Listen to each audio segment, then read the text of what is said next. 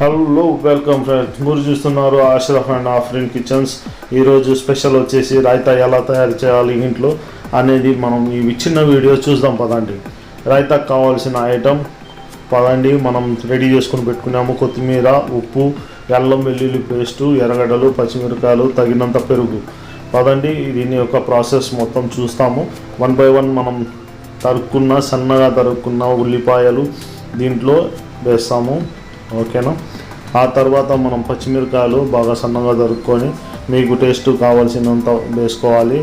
మరి సన్నగా తరిగిన పుదీనా ఇందులో వేసుకోవాలి. మరియు లాస్ట్ అండ్ ఫైనల్ టచ్ వచ్చేసి ఉప్పు మరియు అల్లం వెల్లుల్లి పేస్ట్ దీంట్లో వేసుకొని బాగా కలుపుకోవాలి.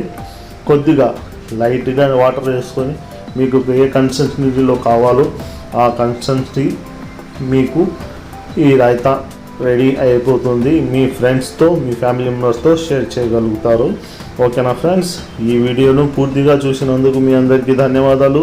ప్లీజ్ షేర్ చేయండి, మా ఛానల్ని సబ్స్క్రైబ్ చేసుకోండి.